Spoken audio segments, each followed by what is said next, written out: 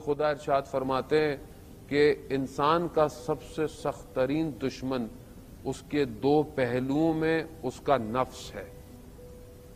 یعنی نفس یعنی سول، انسان کا اپنا، یعنی انسان خود اپنا سب سے سخت ترین دشمن ہے. خب اگر آپ یہ دشمن کی ڈیفینیشن دیکھیں تو کتنے دشمن ہیں ایک انسان کے. اور یہ جو انسان سب سے زیادہ نقصان دیتا ہے وہ کون دیتا ہے؟ سب سے زیادہ خود نقصان دیتا ہے. کیوں دیتا ہے عزیزان محترم؟ دو چیزیں انسان کے اندر ہیں، ایک دنیا کی طرف اٹریکشن، ایک خدا کی طرف بڑھنا. یہ دونوں چیزیں اپوزٹ ہیں. اگر وہ دنیا کی طرف، دنیا کی چیزوں کی طرف اپنی ہر چیز کو پورا کرنے کے لیے بڑھتا ہے تو خدا سے دور ہو جاتا ہے، اور اگر خدا کی طرف بڑھتا ہے تو پھر دنیا اس سے چھٹتی ہے. اب یہ جنگ اس کی اپنے ہی آپ سے جنگ ہے، یعنی گویا دو میں انسان کے اندر چھپی ہوئی ہے، اور یہ دو میں آپس میں جنگ کر رہے ہیں. ایسی ہے، اٹس ویری پریکٹیکل. میں کوئی آپ کو مولوی کی مثنوی یا ملا صدرہ کا فلسفہ نہیں بتا رہا جو آپ اتنا پریشان ہیں. It's very easy. ہم زندگی میں صبح شام یہ کرتے ہیں.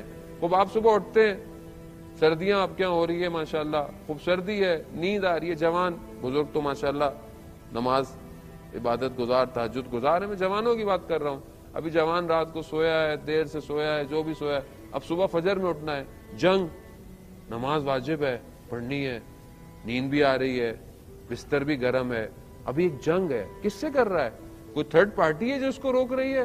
ہاں، خود اپنے آپ سے جنگ کر رہا ہے. کوئی چیز دیکھ رہا ہے جو ناشائستہ ہے، غلط ہے، نقصان دہ ہے آنکھوں کے لیے، نفس کے لیے، مگر اندر سے وجدان کہہ رہا ہے کہ نہ دیکھو، خدا ناراض ہو جائے گا. کس سے جنگ کر رہا ہے؟ اپنے آپ سے جنگ کر رہا ہے ہر روز.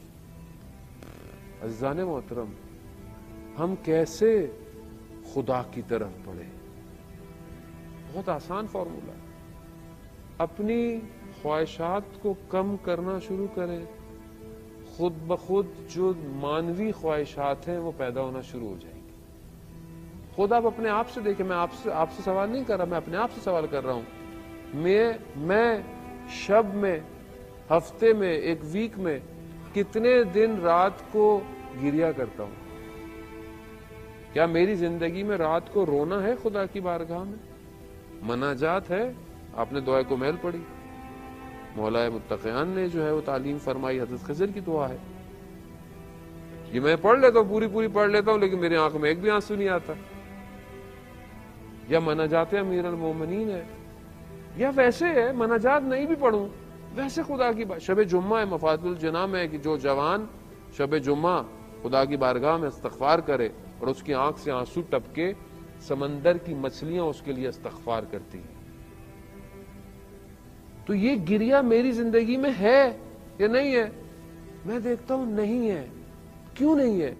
کیونکہ میں دنیا میں جس چیز کو دیکھتا ہوں دیکھتا رہتا ہوں، جو کھانا ہے کھا لیتا ہوں، جو سننا ہے یعنی گویا میں دنیا کی ہر چیز کو آکوپائی کر رہا ہوں. دنیا دار ہو گیا. اگر میں اس کو تھوڑا تھوڑا کم کروں تو مجھے محسوس ہو کہ شب میں رات کو اٹھ کر 2 رکعت نماز پڑھنے کی لذت کیا ہے، خدا کی بارگاہ میں سجدے میں گریہ کرنے کی لذت کیا ہے. تذکرۃ الاولیاء میں عطار نشاپوری جو ہے وہ ایک لوہار کا واقعہ لکھتے ہیں. بڑا عبادت گزار تھا، پرہیزگار تھا.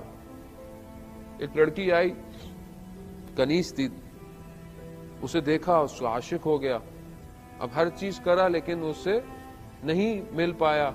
تو سنا کسی شہر میں ایک اور کوئی جادوگر رہتا ہے، وہ سارے عمل کر سکتا ہے. تو چلا گیا، اس تک پہنچ گیا. اس سے کہا کہ مجھے ایک لڑکی سے عشق ہو گیا ہے کہ مجھے اس کو حاصل کرنا ہے.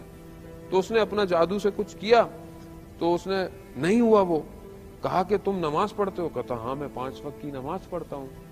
کہا اللہ کا ذکر کرتے ہو؟ کہتا ہاں میں اللہ کا ذکر کرتا ہوں، نیک کام کرتا ہوں. کہا 40 دن تک سب چھوڑ دو، نماز چھوڑ دو، اللہ کا ذکر، کوئی کام اچھا نہیں کرو.